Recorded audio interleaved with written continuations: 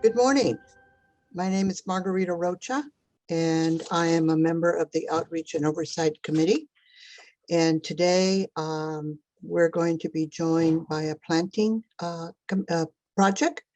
And this session is going to teach us how to build different things, and one of them being an herb garden in small places, the types of soils and their benefits, and how to use a farmer's almanac, community orchards, fruits and nut trees, seasonal planning, urban management, and more. You'll also learn about trees, the different types of trees in Fresno, and what you can do if you don't have the resources to build a garden. One of the speakers will also demonstrate to us, give us a demonstration on planting. And I'm really excited to be part of this, this group because I too intend to learn a lot about planting. So join me in welcoming our presenters. Okay, and to kick off our planting session, we're going to have a poll that's going to come up on the screen shortly. You can answer that.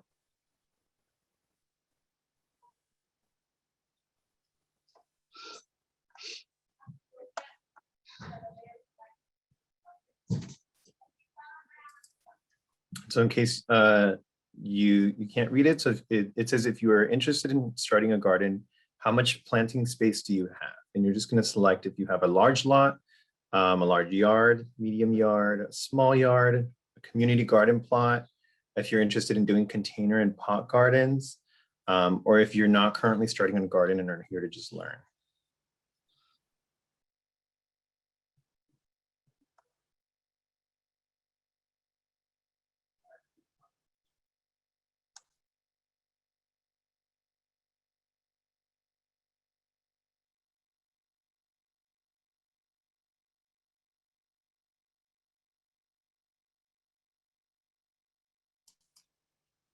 All right, Chris, and when everyone votes, does it just show the results right after?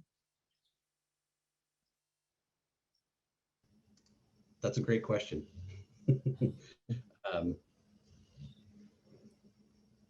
I see there have been nine votes, so you don't see it right now, is that?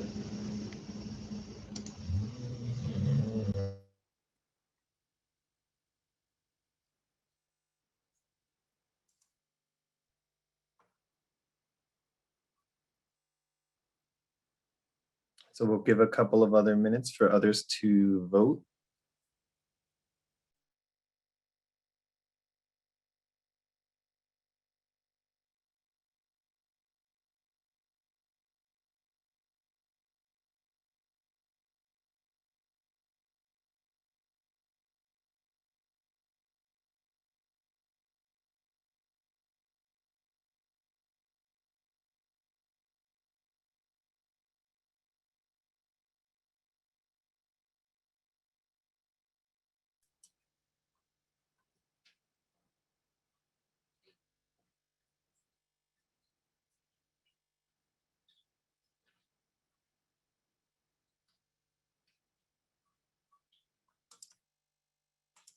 Cool. Are you able to show the results, Chris? There we go. All right, so it looks like a lot of the people on the Zoom are interested in doing a small yard or a medium yard. A couple aren't currently doing gardens. We have some containers and pots interested, and a large yard as well. Cool. All right, thanks, Miguel. Hi all, Miguel Ramirez at the City of Fresno. Let me share my PowerPoint. Cool, okay. Perfect, so could you guys see my screen?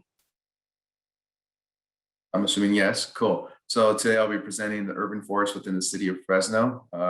Miguel Ramirez at the City of Fresno Public Works Department, Landscape Division. I am the community coordinator. So first, let's discuss what the urban forest is. Urban forest is any tree within the city, on the city right-of-ways. Not private trees in your backyards or in schools, it's just city property. So that's, I'll be talking about the urban forest within the City of Fresno, all 115 miles of Fresno. So first I'm going to talk about the CAL FIRE grants. Back in 2016, we got a CAL FIRE grant that really benefited us because it was to inventory every single tree within the city of Fresno. And so far, we've counted more than 140,000 trees on city property, city public right-of-ways. Part of this grant was also to plant 300 trees throughout the city of Fresno. So currently, we received a new grant from CAL FIRE, and it's based off the previous grant, the inventory of the 140,000 trees. This new grant will allow us to hire a consultant to help us create a management plan, a 40-year management plan. This plan will provide recommendations to maintain all 140,000 trees and counting, and also include future areas throughout the city of Fresno that we could expand. So we're super excited about that. We expect this RFQ to go out to bid later this summer, early fall, and then the whole management plan, the 40-year management plan will take 2 years to design and have community events and meet with our residents and partners and nonprofits to kind of tailor this program to the city of Fresno. So why is this important? Trees are money. I mean, 140,000 trees, most people probably just look and it's just a tree. It's not. From my screen, you'll see that inventory allows fast assessments of value, but then also the track return of investment, right? You plant a $50 tree that you buy at the nursery 20 years down the road. It's not a $50 tree anymore. That's, you know, a $200 tree, a $5,000 tree, depending what kind of tree it is. Also, it helps with property values. It helps clean up the air, beautify areas. So this is a small sample on an Excel spreadsheet, how you collect that data, what kind of tree it is, how many, the percentage, also the estimated value. So just a small sample size, $144 million on trees. So this is how the city operates our trim cycle. And when I talk about trim cycle, I mean, when you report trees on Fresno, you see trees that are overgrown, that are blocking signages, that are falling over. We operate off a geobase. A geobase is half a mile block throughout the city of Fresno that we, throughout the year, trim. Our goal is a 7-year trim cycle. Currently, we're not there yet, but that's our goal. So on this map, you'll see that the purple areas were trimmed in 2019, blue 2018. The white has never been trimmed just because there is no money. It's expensive to do this, especially because any of these little boxes could have thousands of trees. So tree trimming versus repaving. Tree trimming of a geobase, half a mile, ranges from $20,000 to $80,000. That's just for a small little square within any given district. Here's a little example, left-hand side of a District 1 geobases. Comparing that to repaving the same half-mile square neighborhood is 1.6 million. So we could do a lot more tree trimming versus repaving streets. So we go to budget, we go to council districts. You know, they often tell us, what could I do with $100,000? Well, we let them know that repaving is out of the question. $100,000 can't repave you half a mile neighborhood, but we could do a geobase, and with $100,000, we could do 2-3 areas in your specific district. The type of trimming we do, these are the pruning methods that the city of Fresno does. Structural pruning, type of tree pruning for young trees, establishes strong structures, and develops branches and helps alleviate future failures. Crown cleaning, the selective removal of dead, deceased, dying, detached, and broken branches.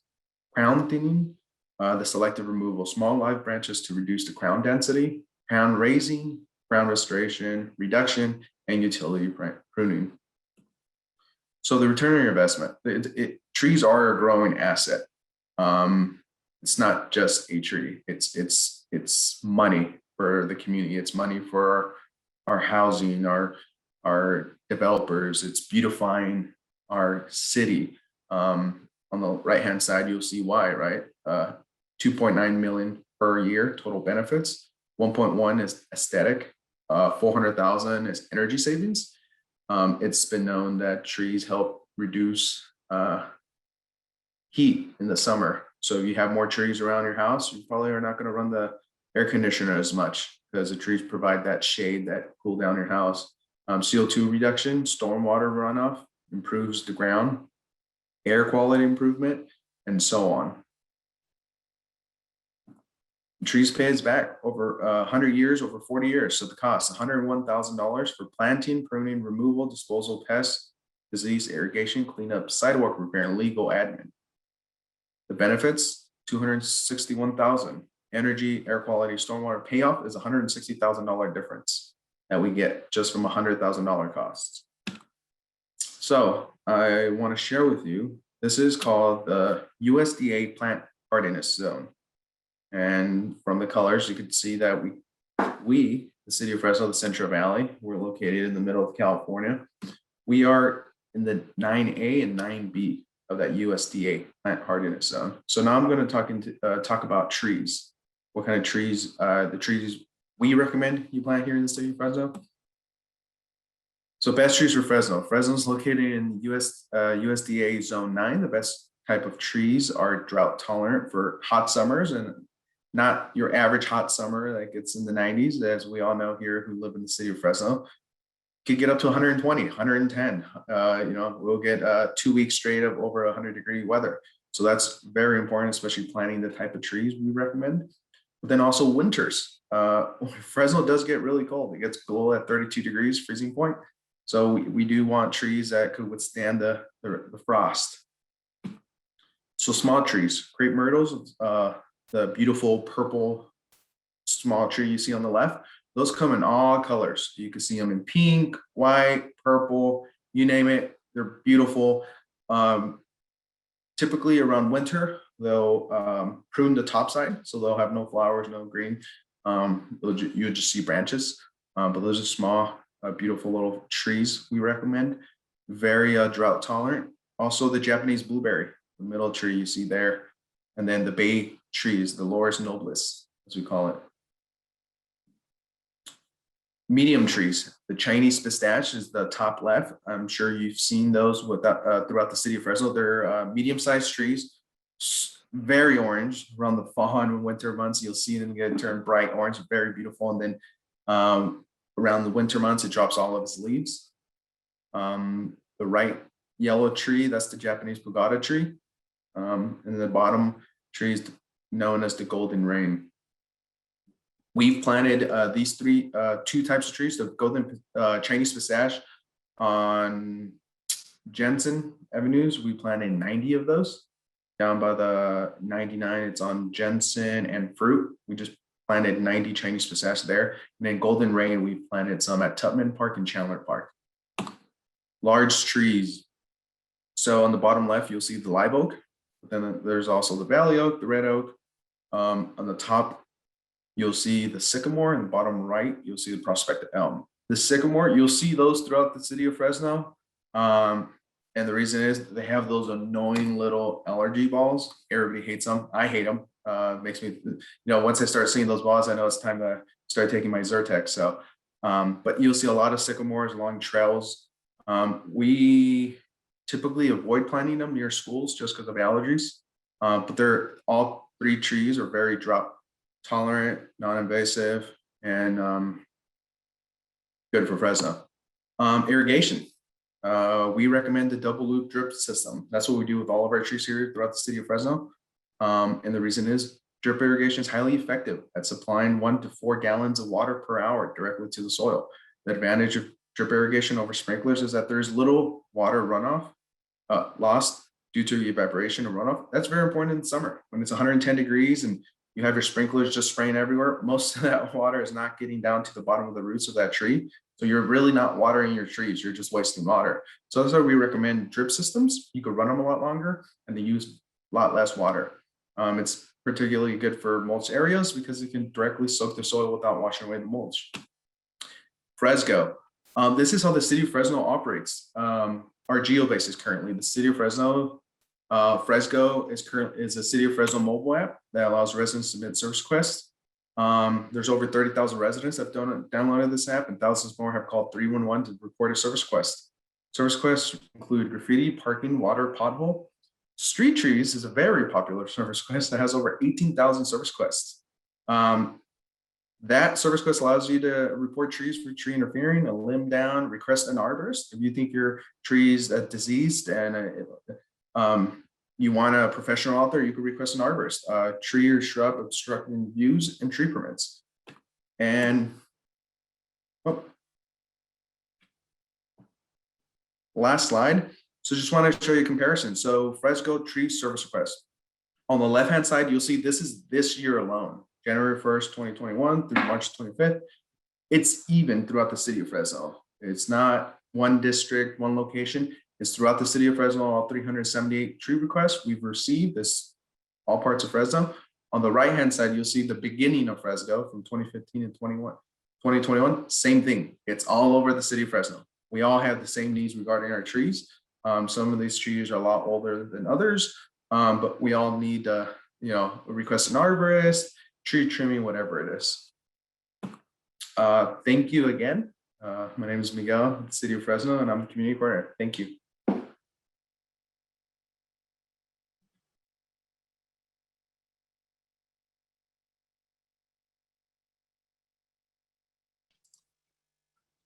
I think we have a lot of questions coming up. Do you all want to go back at the end of our panel and then answer questions, or do you want to do them like right after each presenter?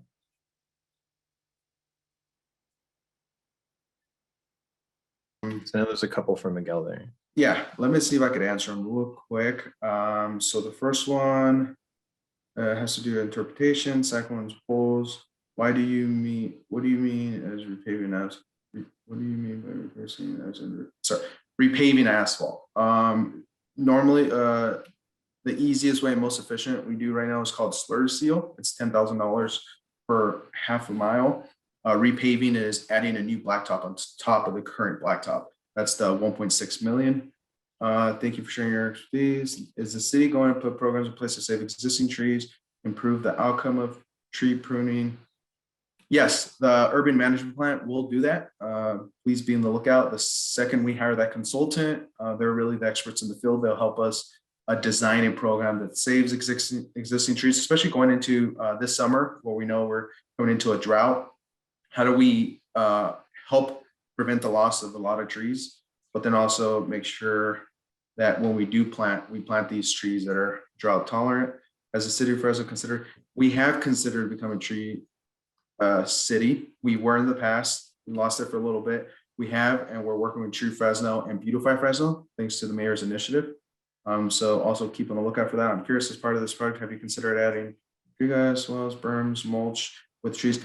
We currently add mulch. We add a lot of mulch. So if you look at any of our trails you'll see that we normally plant trees, then we add mulch on top of the irrigation, or the irrigation on top of the mulch, but we do add mulch. And that's it. So thank you very much. Hey, Miguel, there's one more from Kelly Furtado in a different Q&A question. It says, 1, happy belated birthday. 2, is there a website address private residents can go to and find this list of recommended trees? Hi, Kelly Furtado. Yes, I will be adding the list we recommend, and it's also the same list that CAL FIRE recommends that cities throughout the Central Valley should use to plant trees, shrubs, herbs, just because of our specific weather we have here. So thank you again. I'll add that, and then I'll text you. Thank you. Also, again, Miguel, there's another question for you through our Whova users. And the question is, how does the city plan to build equity into neighborhoods that have less tree density? Trees are not just money, but they facilitate well-being. Absolutely, that's a good question. So that's what the urban forest management plan is going to help identify, right? So last year alone, we planted 180 trees in Southeast Fresno on the Mackenzie Trail. And then that was for a community event called Leap for Nature on February 29th. Happens every 4 years. That was a great event. And then in October, we had a Keep Fresno Beautiful event where we planted another 30 trees in 2 different parks. And then we added an additional 260 trees in Southwest Fresno that you can find on medians on Jensen, and just go to transformfresno.com and you could follow Project 11. Thanks to TCC, we've planted 300 trees in Southwest Fresno, but really this urban forest management plan is really going to help us identify those areas and how to move forward. And we're partnering a lot with Tree Fresno to plant more trees in the specific districts that need more trees.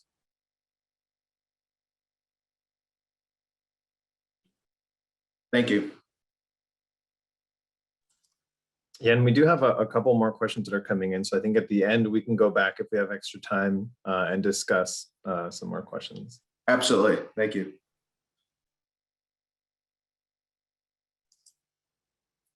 I believe, Nia, you're up next. Yes, I am. Can I have permission to share, please? See if I can get that up. Can we see this? Can you see my screen? Not yet. Okay, I guess I don't have permission to share yet. Let's see. Well, hello, I'm Nia Hodge, and I am the coordinator and the consultant and implementer at Inside Out Community Garden located at Sunset Community Center. This project is made possible through the Strategic Growth Council and the California Climate Investment Funds. Inside Out Community Garden has been implemented to lower greenhouse gas emissions. We've planted drought-resistant and edible foliage. Inside Out Community's mission is to heal the disparaging community through education, planting, and teaching healthy lifestyles. And if I can have permission from the moderator to share my screen, I will go through with the herb garden PowerPoint. Let me see if that works. Let me see, share my screen. Share. Let's see if this works. Is it up? Great. Okay. So today I'm going to be a little interactive, and I'm going to show you how to grow a herb garden. Yeah, so right now we're seeing the Zoom screen. If you want to click share and then click on the presentation. We just see like the one that says Zoom. You just see Zoom. Okay, so it says you are sharing your screen. Let's see, new share. What about now? There we go. That's it. Okay. All right. Technology. I'm a little technically challenged, but here we go. Okay. So growing an herb garden. Wanted to be interactive, and so here we go. Oh, it's not letting me click. What's happening? Okay, here we go. So easy and inexpensive. So during these unprecedented times, herbs are a really good thing to add to your diet, not to mention save you money at the grocery store. You can spice up your favorite dishes and dry them out and make teas and fight infection. Health benefits are tremendous. So her herb garden is a good way to get acquainted with gardening. Growing can be done inside and outside. So if you're going to grow inside, check your farmer's almanac, and have here the farmer's almanac, www.farmersalmanac.com, calendar and gardening. And this will give you a range of the ability to look at your climate, your location, and see when the last frost is, when plants are in season to start to grow, to put your seedlings in the ground. So growing in small spaces, you can grow herbs in large and small spaces. Here I have an example. If you use herbs as a staple, you can grow them in a windowsill in your kitchen area, or you can put them on the countertop where you get access to sunlight. So growing inside is a great way to use your herbs if that's what you use for cooking. You can also grow in a hanging bag. And this is a creative way. And if you are a DIY person, a project person, if you like to sew, you can sew your own bag and start planting in any place where you get good sunlight, especially if you are in a small space, but put it somewhere where you get 6 to 8 hours of sunlight.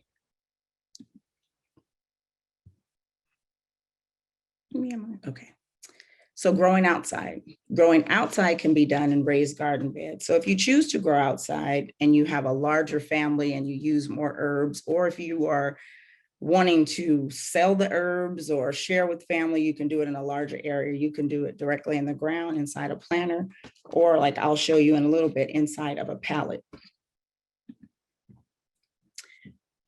Herbs can be companion plants. They're good for keeping pests away, so you can also plant them together.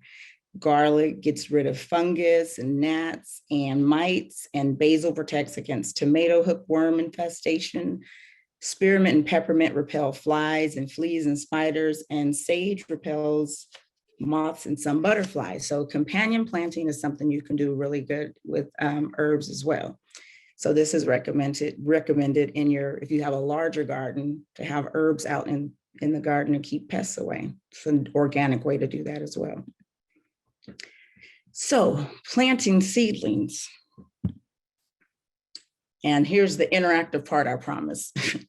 Seedlings are usually planted in pots and stored in a greenhouse or favorable conditions until it's time to plant them in the ground.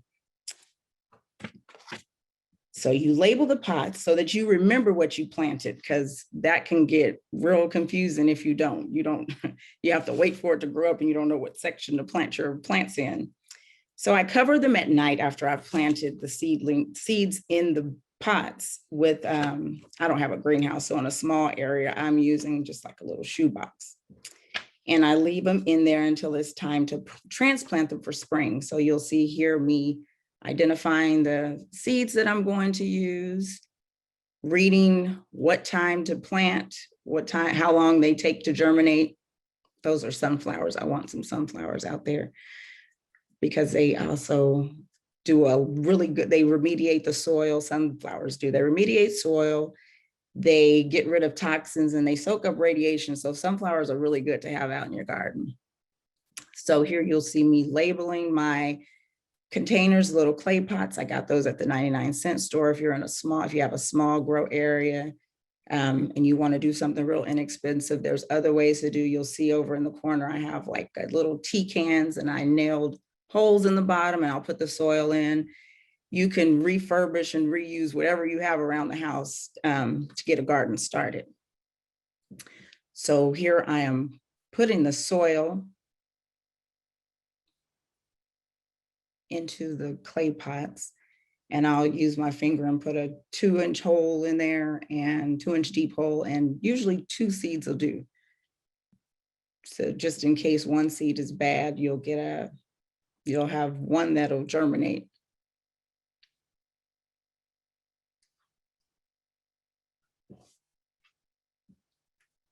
So this is my spill I planted. I started I think it was lavender and sunflower seeds. I'm going to go to the next slide. So transplanting, because I didn't plant seedlings for my winter seedlings, I purchased organic plants from the greenhouse. So in my pallet, let me turn that on while I talk. In my plant pallet, I poured 8 inches of soil, enough for the roots to thrive and get nutrients. So I purchased the seedlings at the greenhouse. I'm showing you here how you would loosen the plant from the planter, and you just turn it upside down and secure it. And you see here where some of them, while they were growing, got a little root bound. So I'm loosening the soil up and just digging a hole large enough to put the herb plant in and covering the top of it. You put I water those once or twice a week, depending on how hot it is.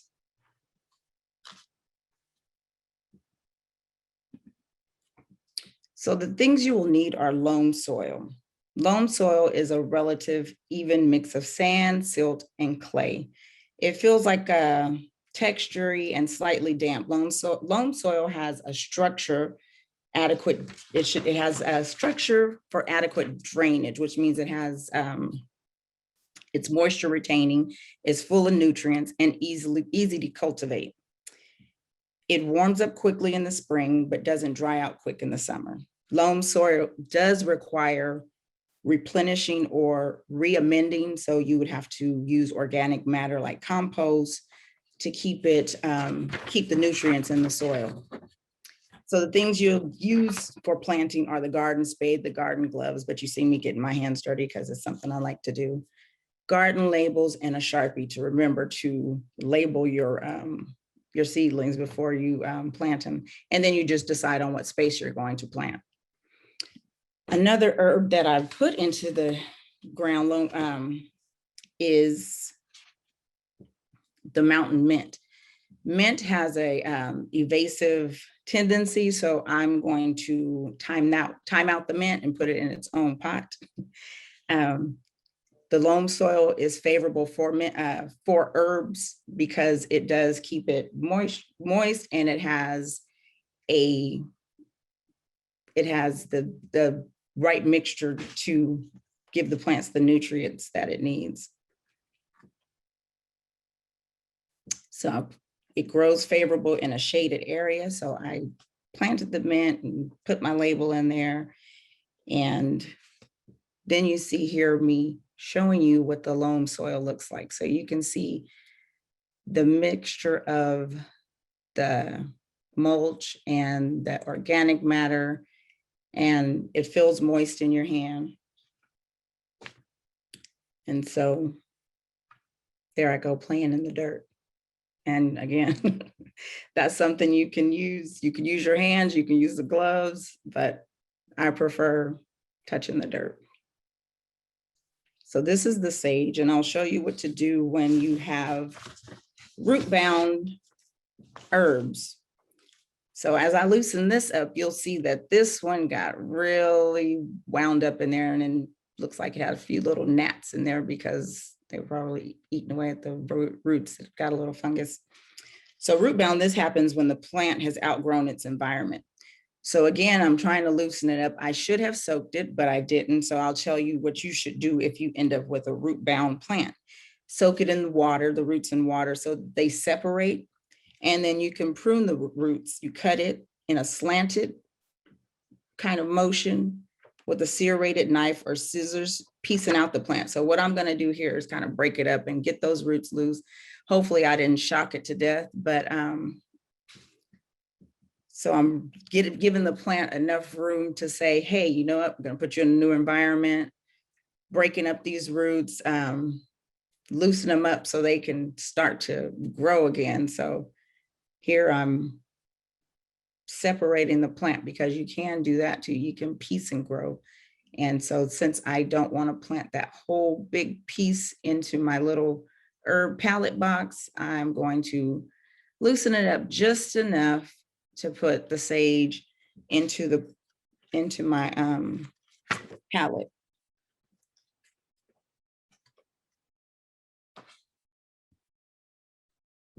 And there I go, loosening up that soil, and see if you see there, you see the roots are saying, okay, hey, now I can get into another environment and spread my roots and grow. So I'm putting it here into my herb bed, garden bed.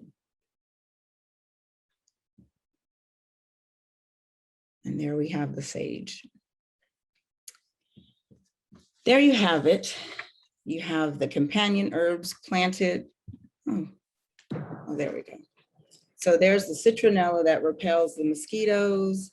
We have the mint. I have the hanging wall garden bed, and I have the sage that I planted. And this is a small area. So those of you who say you live in small areas and have small areas, you don't have a lot of room to grow, you can grow herbs and small things in your area. And this is a pallet. I found it behind a Dollar Tree and repurposed it. So you have the pallet and you have the hanging wall garden. So which herbs can be planted together? Just going to reiterate what I talked about earlier.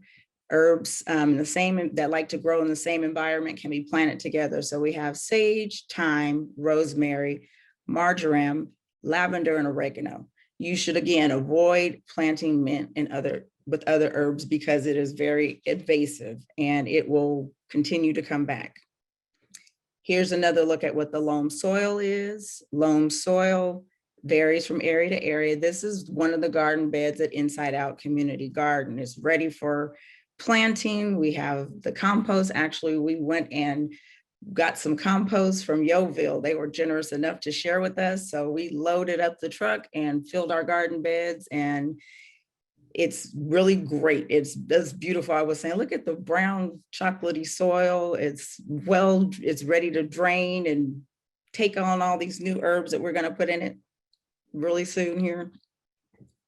How often do you water herbs? We water herbs about once a week. During extreme heat or drought, we water them twice a week. Water in the cooler hours of the morning, 6 to 10, to avoid evaporation and allow the roots to soak. So here's a list of easy herbs to grow. We have basil, and the harvest is 70 to 75 days, and it's an annual. We have oregano, we have rosemary, chives, mint, sage, cilantro, and thyme. So I bought seedlings because I said, if you need them to grow before the spring so you can get them in the ground, you'd wanted to have planted them at least 60 days before you're ready to harvest so that you'd have seedlings to put in the ground. I mean, seeds to transplant. And when I say annual means that they live for just one season. They sprout, seed, and die all in the same year. And when I say perennials, they can live for up to 3 seasons, and they require less work because they grow back each year, because the roots go dormant and they grow in the winter, and then they put their energy into coming back to life the following season. There you have it. I've shown you how to plant a herb garden in a small space. I hope you plant and enjoy. Thank you. Okay. Thanks, Nia. And for the sake of time, we're going to jump into our presentation. And then if we have some time, we'll do questions. Let's see. Okay.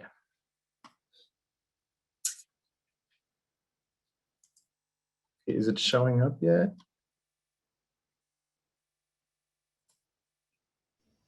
Okay.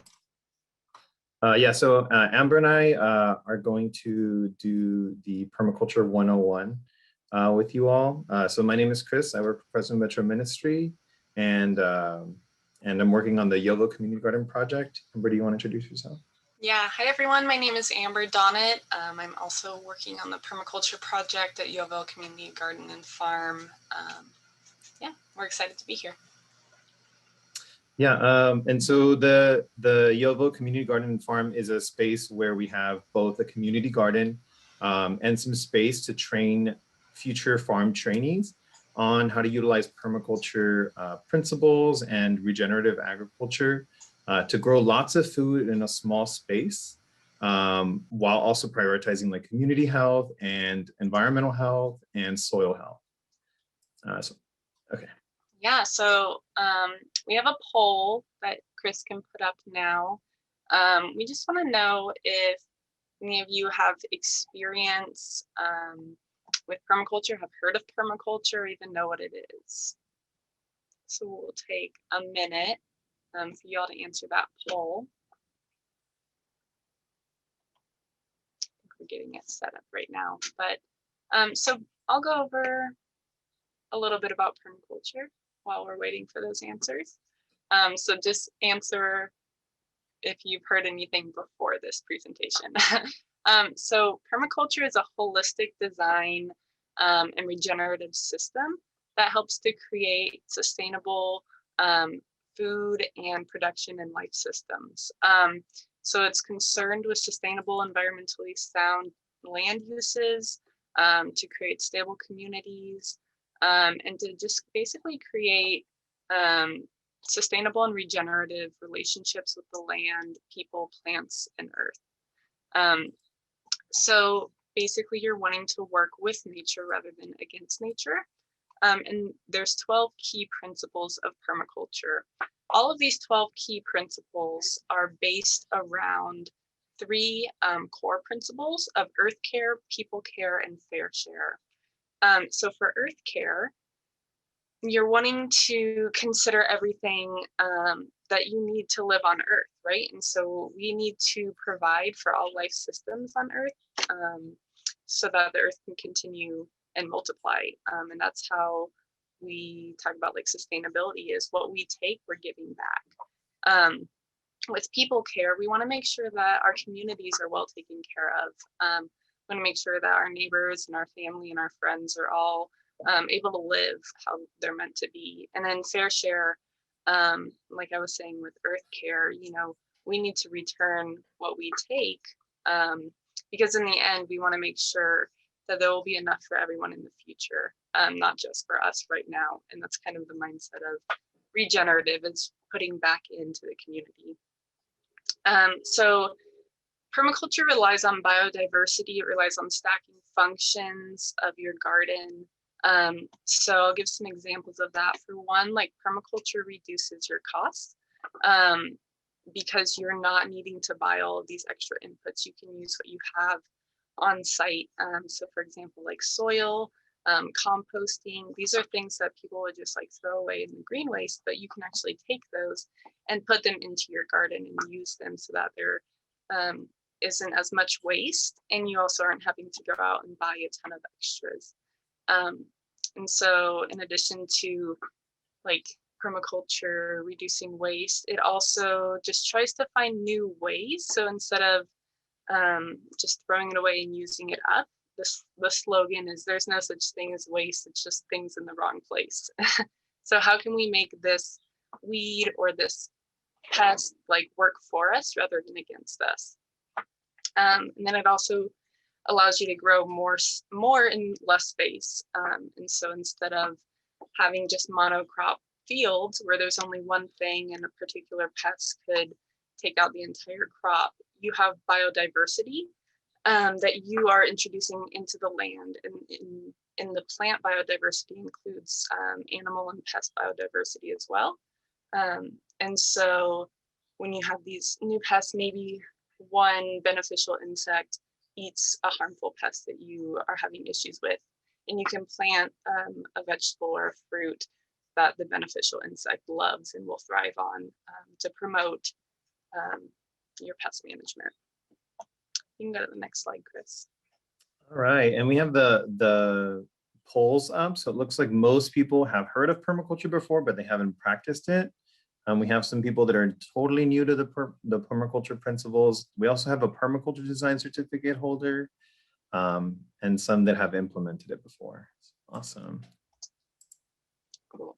All right, so I just wanted to also add, so permaculture, even if it's a new term for you, that maybe the name permaculture may be new, but the ideas and the principles it takes on are rooted in indigenous practices that were already being practiced before by people that practiced land stewardship, that probably lived on the land, and that really tried to, instead of like fight against natural systems, they worked with the natural systems in their environments.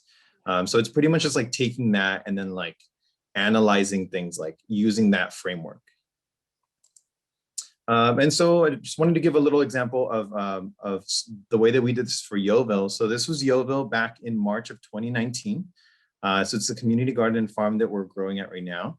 And it looked like this. It was an empty field.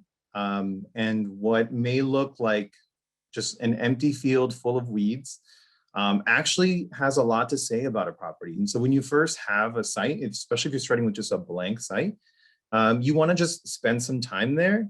And just look at it rationally as if it's a whole relationship. So like, where is the wind coming from? Is there full sun? Is there cover areas? Watch the site when it rains. Like, how does the water flow through the site? Does it puddle somewhere? Is there tons of like plants that concentrate in an area because there's like extra watering there? What native plants are found in the area and in your location? Like Miguel mentioned in his presentation, there are some trees that are more hardy that you want to plant. And so that large tree that you see on the bottom picture, there's a valley oak tree. And so how do you incorporate that into your whole garden and site plan that you're going to create?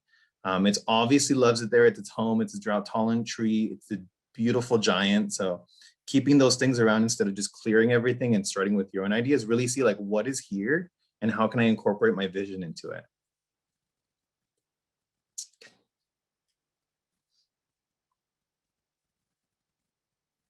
Oh, Amber, you're on mute. Sorry. story of this time.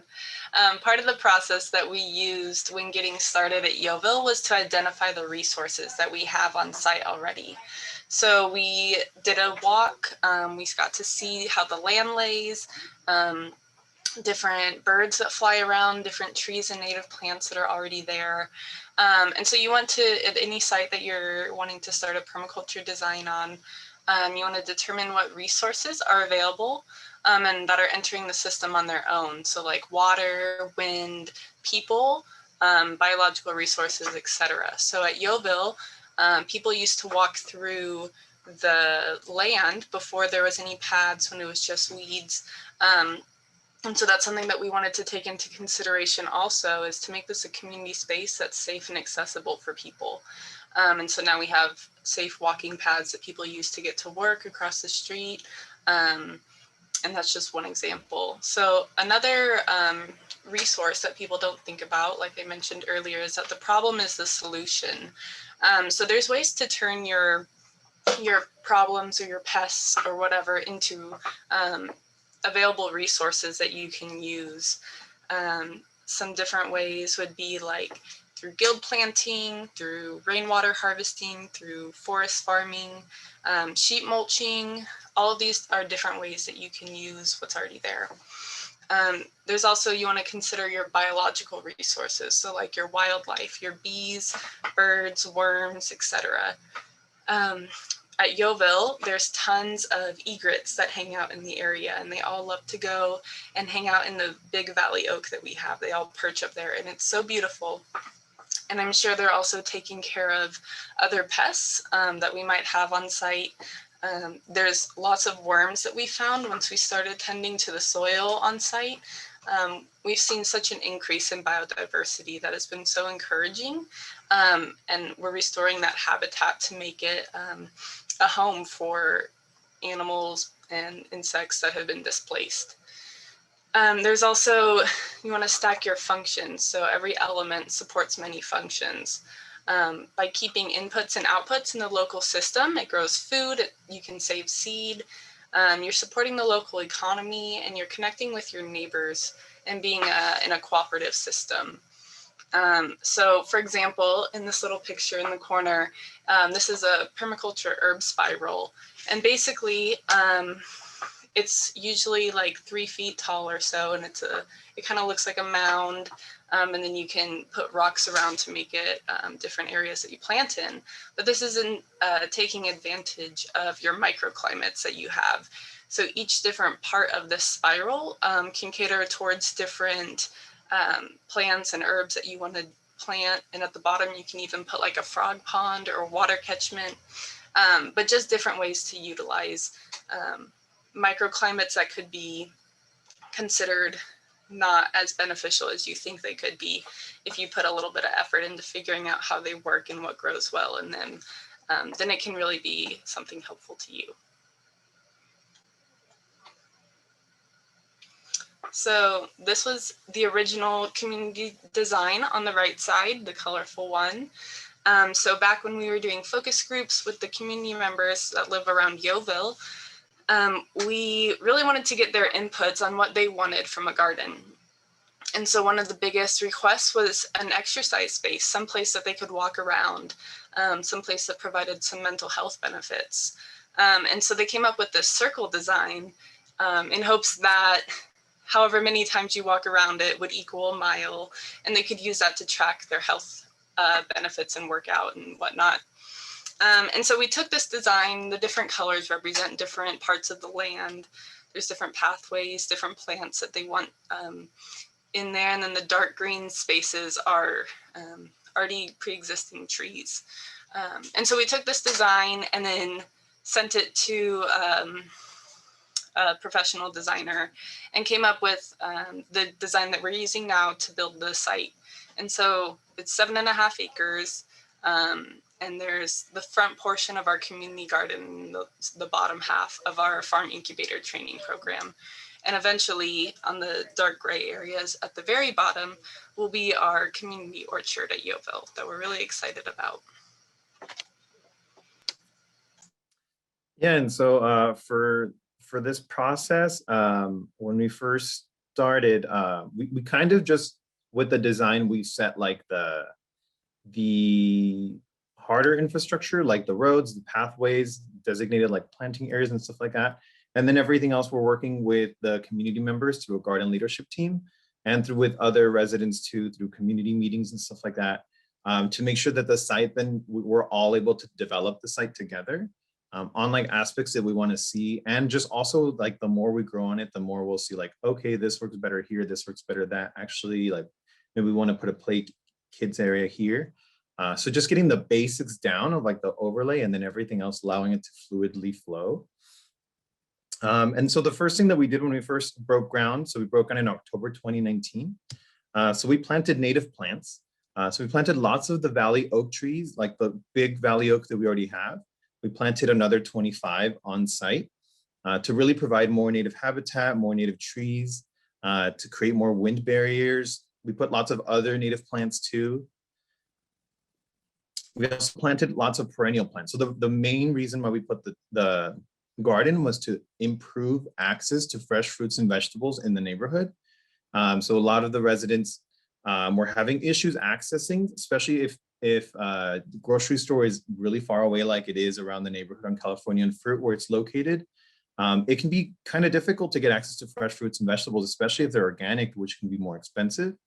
And so we just planted lots of fruit trees around the area, lots of fruit and vining plants, lots of bushes, a lot of perennial plants, like Nia mentioned, those will come back year after year, and they'll provide lots of energy. Like the output will be lots of fresh fruits and vegetables for the residents.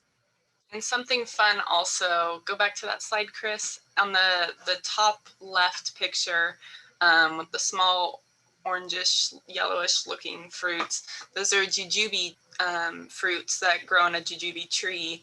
And those are all native to the site. We didn't plant any of those. And over the past 2 years, we've seen so many new trees come up from birds that will eat those fruits, digest the seed, and then spit it out or let it out, and then the seed grows and grows all these new trees. And so this is a really nutritious fruit that's just growing wild. We've had no water on it except for what we've put in like surrounding areas. But being able to see how the land is replanting itself has been really awesome. Right, and we just incorporated that back to the design. We're like, okay, it's there, let's use it. Yeah, so we planted lots of fruit trees. And then Amber, do you want to go over the garden plots real quick? Yeah. So at our site, you saw it kind of on our designs. We have the top section of our community garden. And so this garden has 95 plots, and that number is growing as we kind of merge new plots and make community spaces available to other organizations that want to be a part of it. But the residents have been really awesome to be able to like take ownership of this garden. We rent them out at $3 a month, and they are open to anyone that lives in 93706. And so we have these gardens for direct community residents, and then we also have community spaces that we are allowing different organizations and CBOs and volunteer groups that want to come out and be a part of that space and grow their own food or vegetables or plants for the community. You can go ahead, Chris, and make your announcement. Thank you, Amber. I just want to let everybody know that in 5 minutes, there's going to be a session on solar in the time of COVID-19 that starts at noon. But we don't have to close this one out for that to start. So we're good to go. We can continue. And if you have any questions, we can continue asking them at that point. But I just want to let everybody know that that session will start at noon. Great, thanks, Chris. Yeah, and so for these pictures, I think were really awesome pictures because they show some of the things we talked about when we talked about the permaculture basics, which is we added some areas that were already going to be harder to rent out because they have like our drip irrigation stuff on them. And so we made areas along the side that were either too small or like weirdly shaped into pollinator beds. Yeah, and so there we're going to plant lots of flowers, herbs, and other stuff that the pollinators will love, that we can just keep adding. The more bees that come into your site, the more bees that are going to visit your individual garden plots and your plants, and then the bigger the fruit you'll get. Because if bees don't come, then your fruit will kind of start to grow in a flower, and then it'll just like bloop and die. So bees are essential for making it all happen. All right, so we're going to close off by just giving you some tips on ways that you can use permaculture design in your house. So one of them, like we mentioned, capturing all of the water that enters into your site. So water harvesting is a great way that people do it. Some people set up like a little tank that they fill up with the water that comes off their roof, and then just use that water to then water their garden during the season. Plants do great with rainwater. They love it. It has lots of minerals in there. Another way also water harvesting is if you have water that comes into your site and you know that it puddles somewhere, putting a little trench and having it go into your garden beds, or just redirecting that water so that you don't have to add a lot of it. Utilizing composting and mulching. So composting, right, like saving all of the energy that you're producing on site. Any plants that you have that like that you grew and you're not going to eat those parts of the plant, you can just add it to the compost and keep all of that energy and all of the effort that you put into growing the whole plant in your site. And then mulching, like we mentioned, mulching, adding the wood pieces or any other mulch that you have, leaves, dry leaves, that'll keep a lot of the moisture in the ground. And it'll also keep a lot of the beneficial bacteria in the ground. And so your soil health will be really good. There's also microclimates. We talked about a little bit earlier, but microclimates, basically, if you have like a shady side of your house or apartment, or maybe the sun only comes in a certain spot in your yard, you can utilize those different areas based on what plants like. So on a shady side, you could plant some shade-loving plants. On the really sunny side, you can put really sunny-loving plants. For your water harvesting area, sometimes if you want to use a redirecting method where you use wastewater from your laundry washer and dryer, maybe use a biodegradable soap that you can just filter through something in your backyard and then use that water to water your plants. You could plant some water-loving plants in that filtered area so that the roots are there. They can absorb all the water and help sink that water into the ground. And then for your plant selections too, and making sure that you have not only some annual stuff like lettuce and spinach and other stuff that are going to grow seasonally, but also some perennial stuff. Like Nia mentioned, a lot of the perennial herbs that are going to grow year round. You can also plant lots of fruit trees, which will give you a lot of food year round. There's also some vegetables, even leafy greens. My personal favorite is chard. So I plant chard everywhere. And then during the summer, you just put a little shade cloth over it. And it'll keep giving year after year. I had a chard plant that gave for like 3 years. And then someone stole it. Like that's how like old it was. It was at a community garden. Yeah, and so planting lots of perennial plants is going to give you like some passive food so that you don't have to always like keep redoing your whole yard every season. Maybe the perimeter you have permanent plants, and then you have a space where you like continually turn. Also minimize water loving lawns. So I know our lawns may look beautiful as Americans, we're like lawns are the best, but they require so much inputs. We're adding lots of water, lots of seed, lots of chemicals to them to just keep them that way. And they're not providing a lot of things back to us. And so putting drought tolerant landscapes, they look really great. The plants don't require a lot of water. Incorporating some garden beds here and there in between that too looks great and allows you to have some space to get food back. So you can use that water that you're using just for the grass back into your body, back into your food. And then also forest gardens too, utilizing different canopies. So there's some plants that get really tall. So if you have like a tree and then you can plant some stuff under it, like some herbs that don't require a lot of direct sunlight, utilizing those canopies under the trees. Or under taller plants too, if you have some plants that grow taller. Just making it look very foresty. You can have lots of different foods, and you can just like, what is it called? Like when you're just like hunting, like if you're in nature, but like out in your backyard. Camouflage. Foraging. Yeah, so that's all that we have for ours. We just wanted to leave a way that you can do it from home. Yeah, thanks everyone for listening and joining in. Yes, and this is Margarita. I want to thank you all, Miguel, Chris, Amber, and Nia, for this wonderful presentation. Very informative. I'm sure we've all learned a lot. I know I have. So thank you for all the good work that you do, and have a good rest of your day. Thank you. Thank you. Thank you. There are a few questions on the Q&A.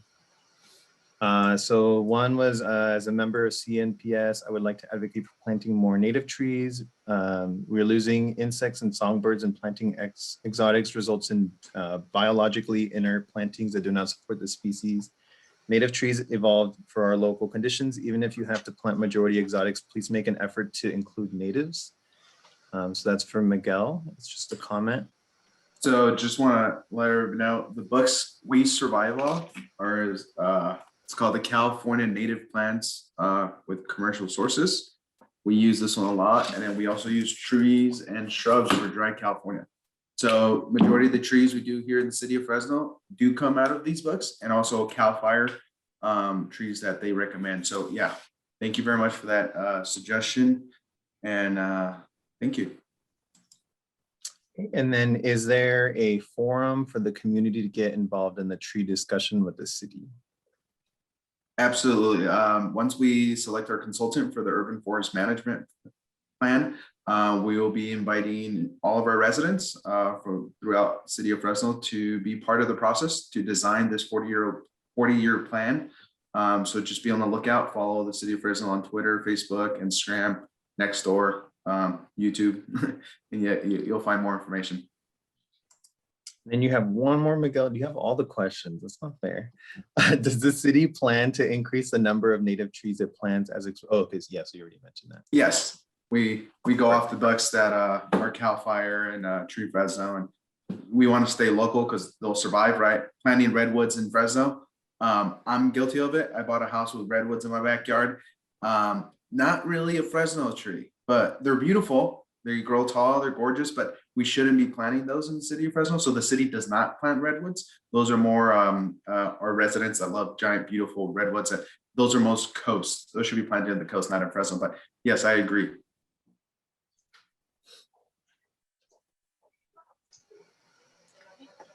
I think that's all the Absolutely. questions that we have. Okay, Thanks, everybody. thank you.